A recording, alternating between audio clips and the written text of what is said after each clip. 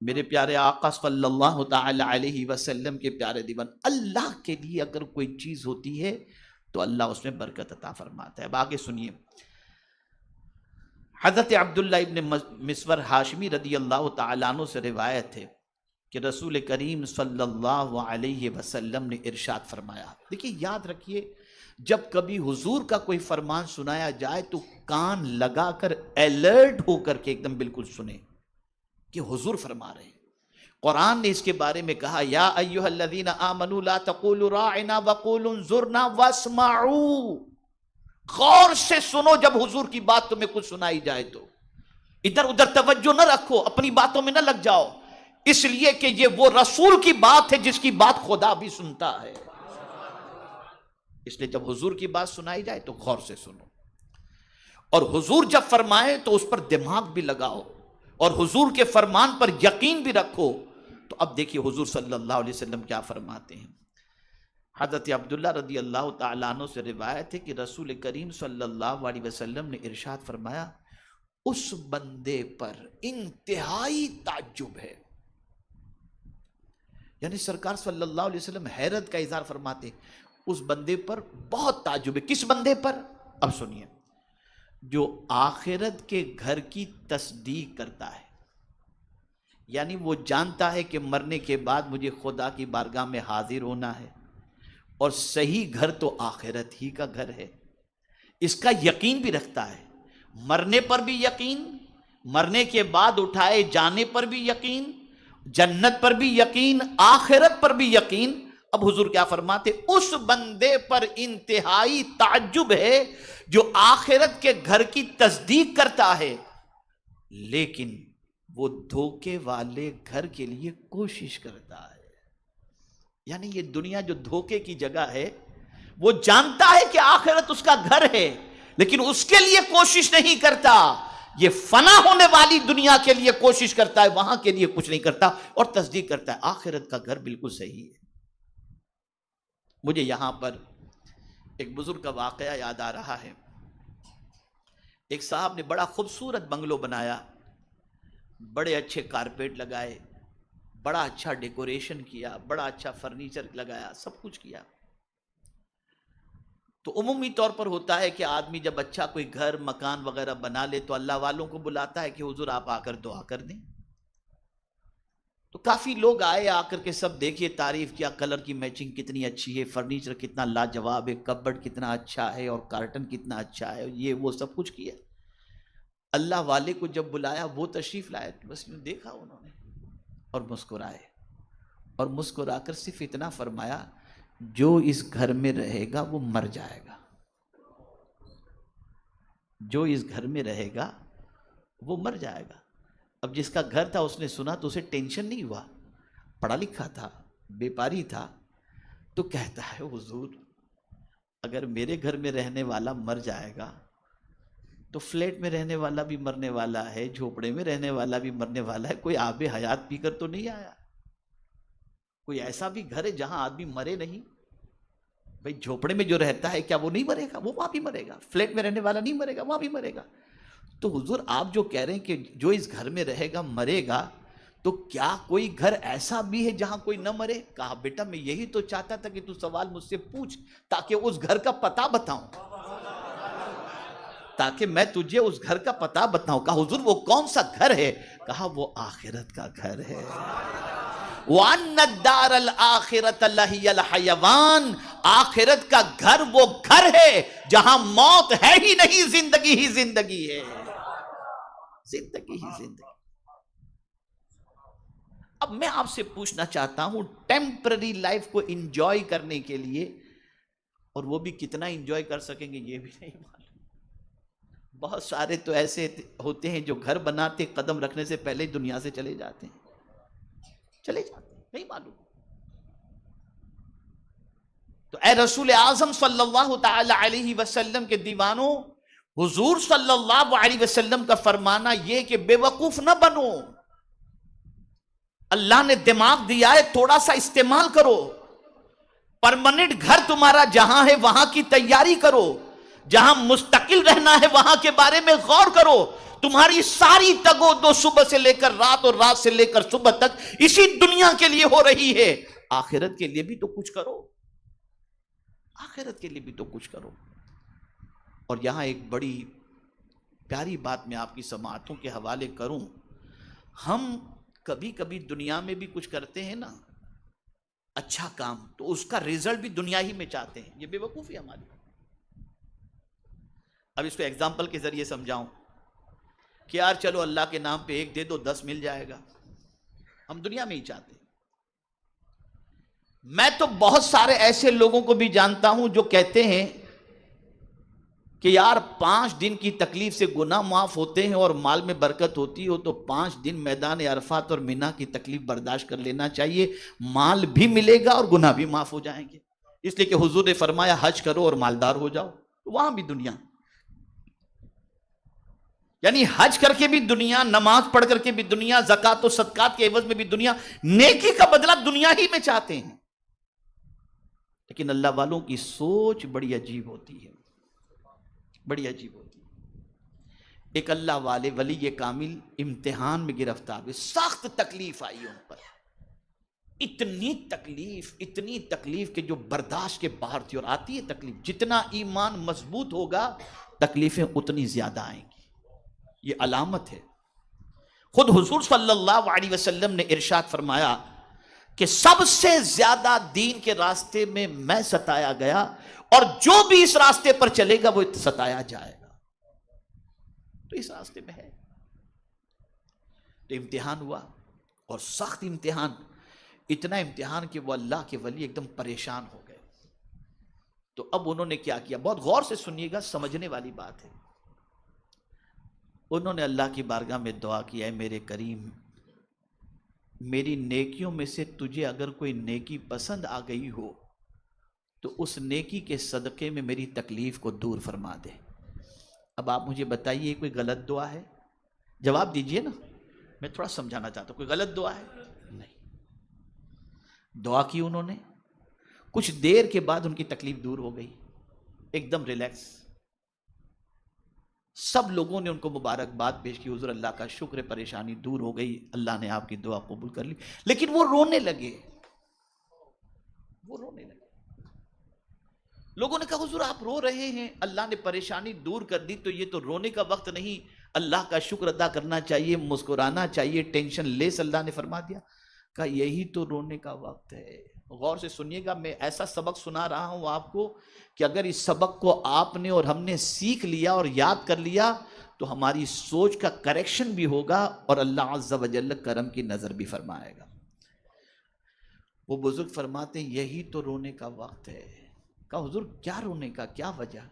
کہا سنو, میں نے پتہ نہیں کون سی نیکی میری اللہ کی بارگاہ میں قبول ہوئی ہوگی, مجھے نہیں معلوم, لیکن میں نے جو یہ کہا, اے اللہ جو نیکی تجھے پسند ہو اس کے صدقے میں میری تکلیف کو دور فرما دے, تو اللہ نے جو نیکی قبول فرمائی تھی اس کے صدقے میں میری تکلیف کو دور تو فرما دیا. اب اگر قیامت میں اللہ فرمائے تیری نیکی کا بدلہ یہاں تو کچھ بھی نہیں, دنیا میں مل گیا, تو آخرت میں میرا کیا ہوگا, آخرت میں میرا کیا ہوگا. یہ اللہ والوں کی سوچ ہوتی ہے. ہم سب کچھ اسی دنیا میں چاہتے ہیں اور اسی دنیا کے لیے چاہتے ہیں, ہماری نظر آخرت سے اوجھل ہو گئی. یہ کھیل تماشے کی زندگی ہے, بڑے بڑے آئے چلے گئے, دنیا میں کوئی باقی رہنے والا نہیں, سب جانے والے ہیں. اور آنے اور جانے کی سچویشن سملر, ایک دم سملر. آیا تب بھی غسل کرنے کی طاقت نہیں, کوئی اسے نہلاتا ہے, اور گیا تب بھی غسل کرنے کی طاقت نہیں, کوئی دوسرا اسے نہلاتا ہے. آتے وقت بھی نہلایا گیا اور جاتے وقت بھی نہلایا گیا. اپنے وجود پر گھمنڈ نہ کرو, تم اتنے محتاج ہو کہ اپنے سے غسل بھی تم نہیں کر سکتے. نہ آئے تب کر سکتے تھے, نہ جاؤ گے تب کر سکتے ہو. بلکہ میں ابھی کل ہی کی ایک بات میں آپ کو سناؤں. ایک علاقے کا بادشاہ آپ کہہ سکتے ہیں, ارب پتی کہہ سکتے ہیں, وہ اتفاق سے سیر و تفریح کے لیے میں بھی کبھی زامبیا ادھر ادھر میں جاتا ہوں، تو جب جاتا ہوں فارم ہاؤس کے اندر تو ایک دم سناٹا ہوتا ہے. بلکہ ابھی لاسٹ سفر جو میرا ہوا تھا ملاوی سے موزمبک کا، 18 گھنٹے، اور میں آپ کو بتاؤں بائی روڈ میرے اس سفر کے اندر آپ کو حیرت ہوگی کہ 8 گھنٹے یا 9 گھنٹے کے سفر کے اندر مجھے راستے میں ایک ہوٹل بھی نہیں ملی، اور سناٹا ایک دم بالکل تاریک، کوئی مار کے کاٹ کے پھینک دے پتہ بھی نہ چلے. تو ایک ایسا ہی پکنک اسپورٹ تھا. ایک صاحب گئے جو ملینر بلینر تھے، غسل کرنے کے لیے تالاب کے اندر انہوں نے جیسے ہی چھلانگ لگی گئے، مر گئے. اب جب لاش پھول گئی، نکالا گیا لاش کو، تو ایسی پوزیشن تھی کہ پہچان مشکل تھی، یہ کون ہے کیا ہے. پولیس آئی، تحقیق کی، بہت اناؤنس کیا، پتہ نہیں چلا کہ یہ کون صاحب ہے مرنے والے. اب اتفاق سے وہ گاؤں مسلمان کا تھا، اس بندے کے بارے میں تحقیق پر پتہ چلا کہ یہ مسلمان تھا. اب وہ اتنا غریب گاؤں کہ امام صاحب نے اس گاؤں کے اندر مسجد میں اعلان کیا کہ بھئی، اب گاؤں کی پوزیشن کیا ہوتی کہ لوگوں کے گھروں میں کفن نہیں ہوتے. گاؤں دیہات میں آپ چلے جائیں تو کھانے پینے کا، جہاں پر کسان وغیرہ ہوتے ہیں ان کے کھانے پینے کی چیزیں تو گھر میں ملیں گی، کفن وفن پیسہ بیسہ کیش اتنا نہیں ملے گا. تو گھر میں کفن وغیرہ تو تھا نہیں کسی کے. تو گاؤں میں اعلان ہوا کہ بھئی تھوڑا تھوڑا سب کچھ جس کے پاس ہو وہ تھوڑا جمع کرو تاکہ یہ لاوارث میت کی کفن کا انتظام کیا جائے. انتظام کیا گیا، کفن دیا گیا، دفن کیا گیا. بعد میں تحقیق پر پتہ چلا یہ فلاں گاؤں کا کروڑ پتی تھا، لیکن آ گیا تھا یہاں پکنک پر اور مر گیا. تو وہاں پر صوفیہ فرماتے ہیں کہ ذرا سوچو تو صحیح کہ تمہارے پاس سب کچھ ہوتے، ہم نے اپنے ماتھے کی آنکھوں سے زمین کی دراڑوں کو ہم نے دیکھا ہے، اور ان زمینوں کے اندر دراڑ کو دیکھنے کے بعد 2-3 دن تک تو چین کی نیند بھی نہیں آ رہی تھی. اور ہم نے ریلیف کیمپ کے اندر یہ ہے کہ تم یہاں کی جتنی فکر کرتے ہو اس سے زیادہ تم آخرت کی فکر کرو. یہاں کل کیا ہوگا نہیں معلوم، یہاں کیسے حالات، آخرت میں سچویشن یہ ہوگی کہ قرآن کہتا یود المجرم لو یفتدی من عذاب یومئذ ببنیہ. قیامت کے دن سچویشن اتنی خراب ہوگی کہ باپ بیٹے سے بھاگے گا، ماں بیٹی سے، دوست سے بھاگے گا. اور یہ سچویشن ہوگی کہ ماں کہے گی اپنے بیٹے کے بارے میں اللہ کی بارگاہ میں، میرے مولا اس سے میرے بیٹے کو جہنم میں ڈال دے لیکن مجھے جنت میں تو ڈال دے. یہ سچویشن ہوگی.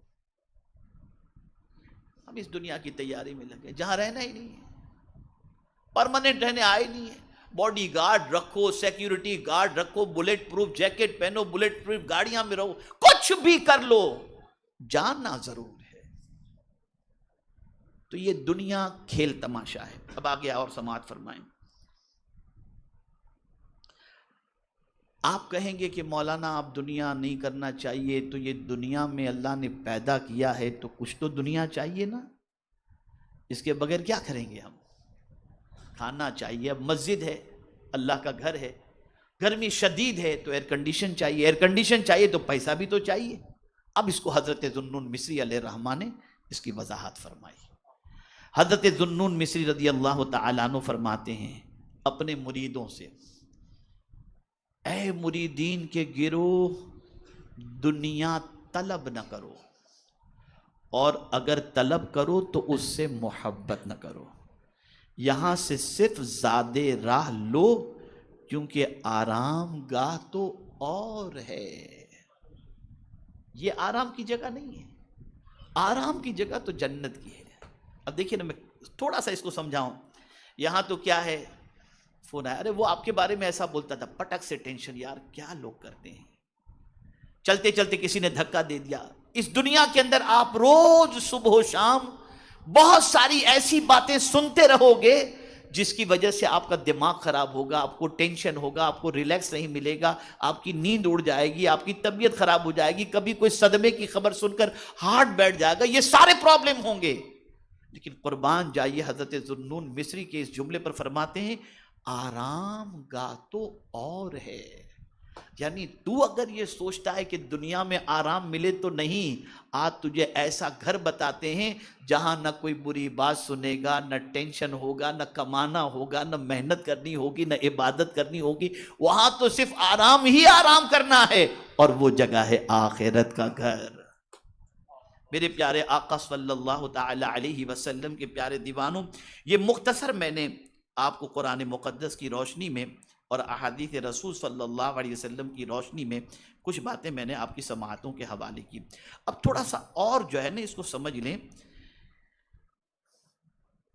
کہ اس دنیا کے حوالے سے یہ بھی ذہن میں رکھنا چاہیے کہ دنیا کے حوالے سے سرکار صلی اللہ علیہ وسلم نے فرمایا کہ جو کچھ اس دنیا میں ہے سب ملعون ہے مگر یہ کہ اللہ کے لیے اگر کوئی چیز ہے۔ ایک اور حدیث شریف میں حضور صلی اللہ علیہ وسلم نے فرمایا کہ جو کچھ دنیا میں ہے سب ملعون مگر اللہ کا ذکر۔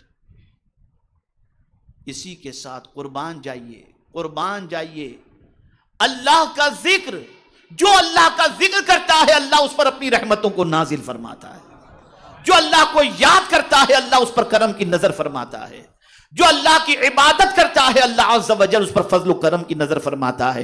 اور میرے پیارے آقا صلی اللہ تعالی علیہ وسلم کے پیارے دیوانوں، اسی کے ساتھ حضور صلی اللہ علیہ وسلم نے اور دو چیزوں کا ذکر فرمایا کہ وہ ملعون نہیں، ایک اللہ کا ذکر اور دوسرا سرکار صلی اللہ علیہ وسلم فرماتے ہیں متعلم او معلم، علم حاصل کرنے والا، اور سرکار صلی اللہ علیہ وسلم فرماتے ہیں کہ علم سکھانے والا، یہ دونوں ایسے ہیں کہ ان پر اللہ کی رحمتوں کا نزول ہوا کرتا ہے۔ جیسا کہ حدیث شریف میں اللہ اکبر آقا کریم صلی اللہ علیہ وسلم فرماتے ہیں کہ طالب علم جب گھر سے نکلتا ہے تو اس کی اتنی عظمت ہے کہ سرکار فرماتے ہیں کہ معصوم فرشتے اس کے لیے اپنے پروں کو بچھا دیتے ہیں۔ اسی طریقے سے عالم کا مقام سرکار صلی اللہ علیہ وسلم نے فرمایا العلماء ورثۃ الانبیاء، علماء انبیاء کے وارث ہیں۔ اب آئیے ایک اور آیت کو تھوڑا سا سمجھا دوں تاکہ آپ دنیا کے حوالے سے مختصر سمجھ سکیں، حالانکہ اتنا تفصیلی ٹاپک ہے کہ باقاعدہ اس کا کورس کرایا جا سکتا ہے دنیا کے بارے میں، ایک ہفتے تک روزانہ 1 گھنٹہ آپ کو دنیا کے بارے میں سمجھایا جا سکتا ہے تاکہ آپ دنیا کی حقیقت کو تھوڑا سا سمجھ سکیں۔ اب ایک آیت میں آپ کی سماعتوں کے حوالے کرتا ہوں۔ وَمَا كَانَ لِنَفْسٍ أَن تَمُوتَ إِلَّا بِإِذْنِ اللَّهِ كِتَابًا مُؤَجَّلًا وَمَن يُرِدْ ثَوَابَ الدُّنْيَا نُؤْتِهِ مِنْهَا وَمَن يُرِدْ ثَوَابَ الْآخِرَةِ نُؤْتِهِ مِنْهَا وَسَنَجْزِي الشَّاكِرِينَ۔ اللہ فرماتا ہے کہ جان لو اللہ کی حکم کے بغیر موت نہیں آ سکتی، اللہ کے حکم کے بغیر نہیں آئے گی۔ یہاں ایک چیز اور عرض کر دوں، اگر کوئی مارنا چاہے اور اللہ زندگی دینا چاہے تو ہوگا وہی جو اللہ چاہتا ہے، اور اگر کوئی بچانا چاہے اور مولا مارنا چاہے ہوگا وہی جو اللہ چاہتا ہے۔ اور موت کے حوالے سے ہمیشہ اس چیز کو ذہن کے اندر رکھیں کہ اللہ عز و جل نے یہ اپنے دست قدرت میں رکھا ہے، عزت، ذلت، روزی، زندگی، موت، یہ سب کچھ اس کے دست قدرت میں ہے۔ وہ جب چاہتا ہے بندے کو پیدا فرماتا ہے اور جب چاہتا ہے بندے کو اپنی بارگاہ میں بلا دیتا ہے۔ تو موت اللہ کی اجازت کے بغیر نہیں آتی۔ اب یہاں ایک انبیاء کی شان بتا دوں، انبیاء کی شان، نہ آپ کی روح قبض کرنے سے پہلے فرشتہ آپ سے پوچھے گا، نہ میری روح قبض کرنے سے پہلے فرشتہ مجھ سے پوچھے گا کہ بھئی جانا چاہتے ہو کہ رہنا چاہتے ہو، نہیں پوچھے گا، نہیں پوچھے گا۔ جب وقت آیا ہماری روح پرواز کر جائے گی، ہم چلے جائیں گے، موت کا فرشتہ آئے گا، روح قبض کر کے چلا جائے گا۔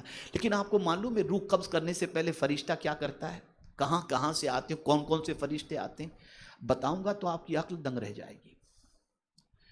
جو بندہ موت کے قریب پہنچ جاتا ہے تو دائیں جانب سے سب سے پہلے روزی کا فرشتہ آتا ہے، رزق کا، اور آ کر کے اس بندے سے کہتا ہے اے بندے میں نے پوری دنیا کا چکر لگا لیا اور تیرے حصے کی روزی میں نے تلاش کی کہ ہے کہیں، تو تیرے حصے کی روزی ختم ہو چکی ہے، اب تیرے حصے کی روزی دنیا کے اندر نہیں ہے۔